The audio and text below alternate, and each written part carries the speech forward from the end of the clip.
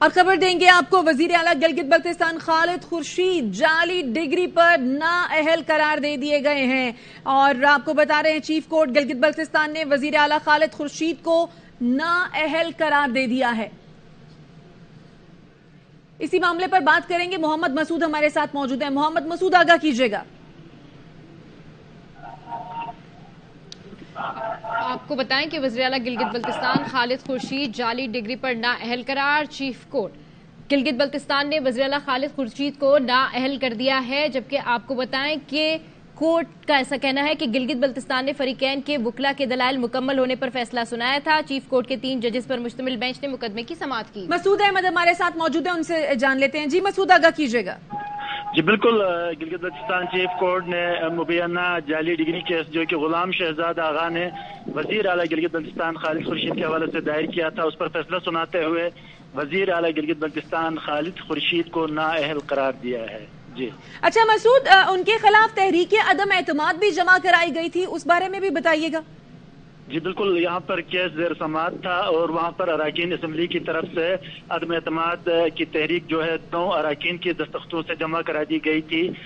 یہ ادراک کے طور پر انہوں نے جمع کرائی تھی، جہاں تک ہماری معلومات ان سے موصول ہوئی ہیں۔ ان کے مطابق وزیر اعلیٰ جو ہے اس متوقع فیصلے کے خلاف، نااہلی کے متوقع فیصلے کے خلاف جو ہے اس کے سدباب کے لیے وہ اسمبلی تحلیل کرنے جا رہے تھے، جس کے پیش نظر انہوں نے قبل از وقت جو ہے تحریک عدم اعتماد جو ہے اسمبلی میں جمع کرا دی تھی۔ اچھا، اس پر وزیر اعلیٰ کا کوئی ری ایکشن سامنے آیا ہے اس نااہلی پر؟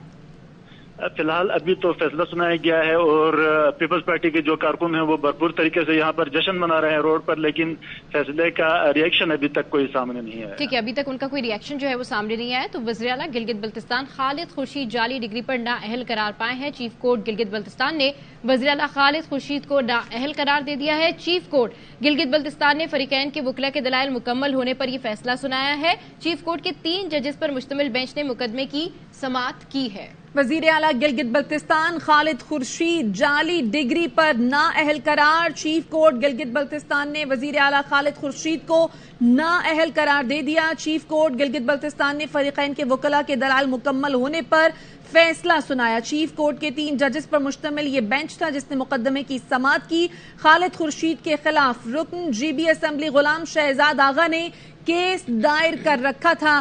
کیس کی روزانہ کی بنیاد پر سماعت کی گئی اور چیف کورٹ کے اطراف میں سیکیورٹی کے سخت انتظامات کیے گئے۔ اب سے کچھ دیر قبل مسعود احمد بھی اس بارے میں آگاہ کر رہے تھے، پیپلز پارٹی کے جو کارکن ہیں وہ وہاں پر جشن منا رہے ہیں اور پیپلز پارٹی کے جو رکن ہیں گلگت بلتستان کے وہ بھی اب جشن منا رہے ہیں۔ بالکل، جو پیپلز پارٹی کے کارکنان ہیں ان کی جانب سے جشن منایا جا رہا ہے، جبکہ اس ساری صورتحال پہ وزیر اعلیٰ کا ابھی تک کوئی ری ایکشن سامنے نہیں آیا ہے۔ تو یہ عام ڈیولپمنٹ ہے، پیش رفت ہوئی ہے اس کیس میں کہ وزیر اعلیٰ گلگت بلتستان خالد خورشید جعلی ڈگری پر نااہل ہو گئے ہیں۔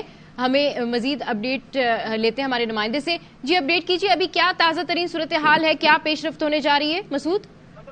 جی بالکل، اس وقت پیپلز پارٹی کے جو کارکن ہیں وہ بھرپور طریقے سے یہاں پر وکلا بھی ان کا جشن منا رہے ہیں، زوردار نعرے یہاں لگا رہے ہیں کہ اگلی باری پھر Zardari.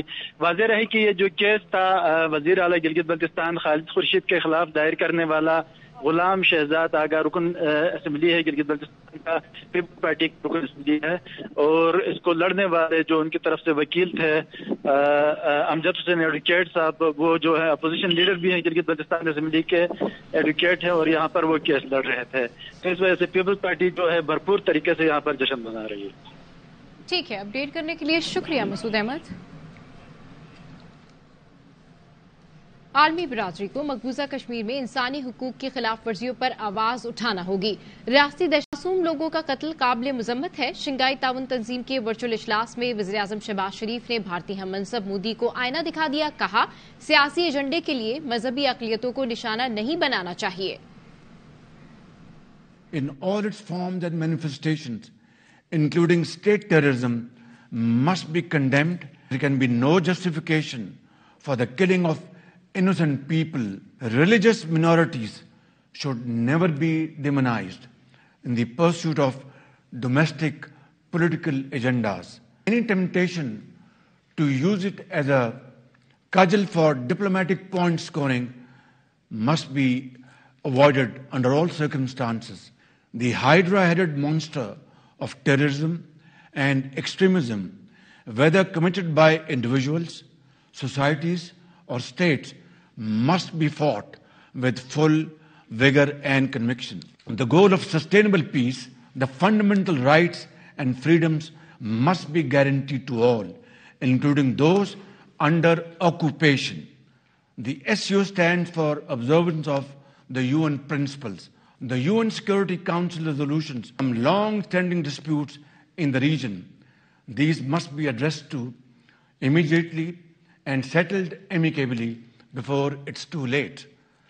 We should resolutely oppose divisive policies based on prejudice and discrimination. There should be no place for the willful provocations and incitement to hatred, especially on religious grounds. Interim Afghan government must also take concrete measures to ensure its soil is not used for terrorism by any entity.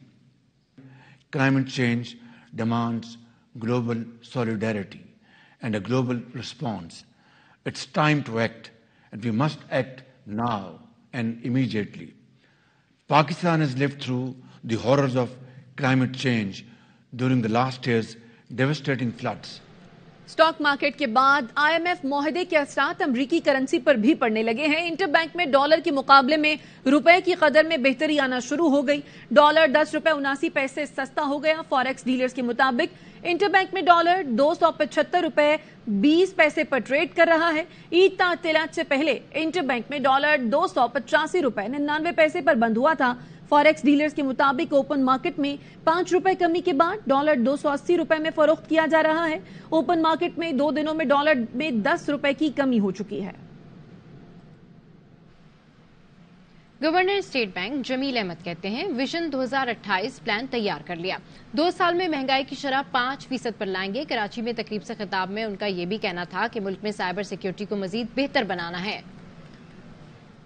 पिछला 1 साल तो हमारा बहुत challenging time था। अल्हम्दुलिल्लाह अब वो phase जो है वो इट्स ओवर नाउ। हमने एक अपना स्ट्रेटेजिक प्लान बनाया जिसको हमने विजन 2028 का नाम दिया। अगले 5 साल में स्टेट बैंक को इस लेवल से एक नेक्स्ट लेवल के ऊपर लेके जा सकें, और उसके लिए पहला गोल जो हमने डिफाइन किया है maintaining inflation with in the medium term target, और ये टारगेट जो इस वक्त जो रखा हुआ है वो 5 to 7% है। तो बहुत सारे लोगों को जब हम बताते हैं कि 5 to 7% पे इन्फ्लेशन आएगा तो वो इस वक्त हमारी बात पे यकीन नहीं करते, लेकिन हम बहुत कॉन्फिडेंट हैं कि इंशाल्लाह अगले 2 साल के अंदर हम इस रेंज के अंदर जो है वो इसको लेके आएंगे, और ये बहुत बड़ा चैलेंज है। दूसरा जो की स्ट्रेटेजिक गोल है हमारा वो efficiency, effectiveness and stability of the financial sector. तीसरा की गोल जो है वो promoting inclusive and sustainable access to financial services. Lastly transforming SBP into a high tech तो साइबर सिक्योरिटी रिलेटेड जो इम्प्रूवमेंट्स हमें करनी है। पीडीएम हुकूमत की 1 साल की तबाही, बरामदात और तस्वीरात में 7 अरब डॉलर की कमी हुई। पीटीआई रहनुमा हम्माद अजहर का ट्वीट, लिखते हैं इस कमी को पूरा करने के लिए जो कर्जा आईएमएफ से मिलना था उसमें 9 माह की ताखीर की। इतनी तबाही और सख्त शराइत के बाद कर्जा मिल तो ढोल बजा रहे हैं। ये हाल है इस सर्कस का। बिजली 1 रुपए 25 पैसे फी यूनिट महंगी कर दी गई। नेपरा ने 2022-23 की तीसरी सहमाही एडजस्टमेंट इजाफे की मंजूरी दे दी। इजाफे का इतलाक जुलाई, अगस्त, सितंबर 2023 के बिल्स पर होगा। इजाफे का इतलाक के इलेक्ट्रिक और लाइफलाइन सार्फिन पर नहीं होगा। बिजली कंपनीज ने नेपरा को सहमाही एडजस्टमेंट की मद में दरखास्त दी थी, जिस पर 24 मई को समाअत हुई थी। मुल्क में बिजली का शॉर्टफॉल 8000 मेगावाट तक पहुंचने का इंकशाफ। पावर डिवीजन हुक्काम का कहना है बिजली की पैदावार 19000 मेगावाट जबकि तलब 27000 मेगावाट है। चेयरमैन नेपरा ने एतराफ किया कि इस वक्त बदतरीन सूरत हाल का सामना है। हमारे पास ईंधन खरीदने के पैसे नहीं, 33 रुपए फी यूनिट बिजली बना रहे हैं। सेनेटर सैफुल्लाह अबड़ो की जेर सदारत सेनेट की कायमा कमेटी बनाए पावर के इजलास में चेयरमैन कमेटी ने कहा जब बिजली मौजूद है तो कैपेसिटी पेमेंट्स के बजाय अवाम को सहूलत दी जाए। पैसे तो दोनों सूरतों में अवाम को ही देने हैं, इन्हें बिजली तो दें। चेयरमैन कमेटी ने सवाल किया आईपीपीज के सिस्टम खराब नहीं होते तो सरकारी कंपनियों के क्यों हो जाते हैं। चेयरमैन नेपरा तौसीफ एच फारूकी ने कमेटी को बताया मुल्क में बिजली की पैदावारी सलाहियत 43000 मेगावाट से जायद है।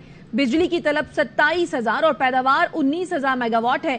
हमें इस वक्त बदतरीन सूरत हाल का सामना है। बिजली के एलानिया और गैर एलानिया लोड शेडिंग ने मुल्क भर के अवाम की जिंदगी जहन्नुम बना दी। बिजली 1 घंटा आती है, 4 घंटे जाती है, बिल फिर भी भारी भरकम आते हैं। सुप्रीम कोर्ट ने क्वेटा में वकील के कत्ल से मुतालिक केस में चेयरमैन पीटीआई की अबूरी जमानत की इस्तदा मुस्तरद कर दी। हाई कोर्ट के फैसले पर हुक्म इम्तना की अपील भी रद्द कर दी। अदालत ने एडवोकेट जनरल और प्रोसिक्यूटर जनरल बलोचिस्तान समेत दीगर फरीकैन को नोटिस जारी करते हुए मुकदमे की तफसीलात तलब कर ली। जस्टिस एजाजुल एहसन की सरबराही में 2 रुकनी बेंच ने मुकदमा चीफ जस्टिस को अज खुद रेफर करने की इस्तदा भी मुस्तरद कर दी। चेयरमैन पीटीआई की जानिब से 3 रुकनी बेंच तश्कील देने की दरखास्त दायर कर दी गई। वकील लतीफ खोसा ने मौकफ अपनाया। 2 रुकनी बेंच ने हुक्म इम्तना जारी करने पर बेबसी का इजहार किया। बेंच ने तजवीज दी 3 रुकनी बेंच के लिए चीफ जस्टिस को दरखास्त दी जाए। मामला हसास और फौरी समाअत का मुतकाजी है। मुवक्किल के खिलाफ सख्त इक़दामात और गिरफ्तारी का खदशा है। 3 रुकनी बेंच तश्कील देकर आज ही समाअत की जाए।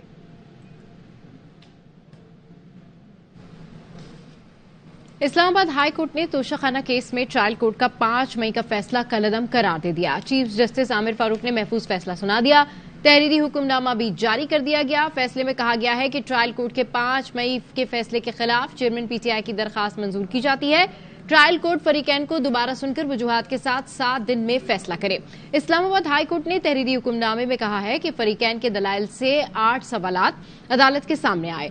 ट्रायल कोर्ट ने इन सवालात को नजरअंदाज करते हुए सरसरी जायजा लिया। चेयरमैन पीटीआई की दरखास्त के कानूनी पहलुओं का मुकम्मल जायजा नहीं लिया। कई कानूनी पहलुओं का जायजा लिए बगैर दरखास्त खारिज की। ट्रायल कोर्ट ने मुतादिद कानूनी पहलुओं को अधूरा छोड़ते हुए उनका फैसला ही नहीं किया। ट्रायल कोर्ट आर्टिकल 10A के तहत शफाफ ट्रायल के तकाजे पूरे करने के लिए फरीकैन को सुनकर दोबारा फैसला करे। अलकादिर ट्रस्ट और तोशाखाना केस में चेयरमैन पीटीआई की जमानत में 13 जुलाई तक तौसी कर दी गई। एहतसाब अदालत ने तोशाखाना केस में 5 लाख के जमानती मचलकों पर जमानत मंजूर की। समाअत 10 जुलाई तक मुलतवी कर दी गई। दौरान समाअत प्रोसिक्यूटर ने मौकफ अपनाया। होना तो ये चाहिए था जिस थाने में केस था वहां जाकर शामिल तफ्तीश होते। पिटिशनर ने शामिल तफ्तीश होने की कोई कोशिश नहीं की। पुलिस ताउन नहीं कर रही थी तो क्या कोई दरखास्त दी गई? चेयरमैन पीटीआई ने जवाब दिया, इन्वेस्टिगेशन ज्वाइन करने और सवालों के जवाब देने के लिए तैयार हैं। जज एहतसाब अदालत ने रिमार्क्स दिए, शामिल तफ्तीश होने का एक और मौका देता हूं। पिटिशनर इन्वेस्टिगेशन को ज्वाइन करें। शामिल तफ्तीश न होने पर कानूनी कार्रवाई की जाएगी। मजीद इल्तवा नहीं दिया जाएगा। इन्वेस्टिगेशन टीम रिपोर्ट आइंदा समाअत पर अदालत में पेश करे। चौधरी परवेज इलाही के गनमैन मोहम्मद जमान के मोबाइल फोन से अहम शवाहिद हासिल कर लिए। एफआईए के मुताबिक परवेज इलाही के गनमैन मोहम्मद जमान के मोबाइल से अहम ऑडियोज मिली हैं। किसे पहुंचे सर? बैंक के सामने खड़े हैं, बीवी आ रहे हैं, लोग आ रहे हैं। ऐसे बैंक के उन्होंने क्या उस बैंक के सामने जाकर खड़े हो गए। अच्छा जी सर। जी सर मैं आ गया सर। पहुंच गए? जी सर आ गया देखे सर। अच्छा चलो ठीक है जी सर। तो मैं कितने बैठा है? मेन पोर्ट में सर। अच्छा चलो जूना दिन दे दिए को पैसे। जी ठीक है सर। ठीक है मेरे को कितने हैं? चले सर मेरे को 2 साथ थे सर। चलो 2 और ले आ रही है। जी ठीक है सर। चेयरमैन पीटीआई की मेडिकल रिपोर्ट पर वजीर सेहत कादिर पटेल की प्रेस कॉन्फ्रेंस पर सेशन अदालत ने कादिर पटेल को नोटिस जारी कर दिए। पीटीआई चेयरमैन के वकील ने कहा, कादिर पटेल ने प्रेस कॉन्फ्रेंस में झूठे और बेबुनियाद इल्जामात लगाए। इल्जामात पर चेयरमैन पीटीआई ने उन्हें 10 अरब हर्जाने का नोटिस भिजवाया था। अदालत कादिर पटेल को 10 अरब रुपए हर्जाने की अदायगी और गैर मशरूत माफी मांगने का हुक्म दे।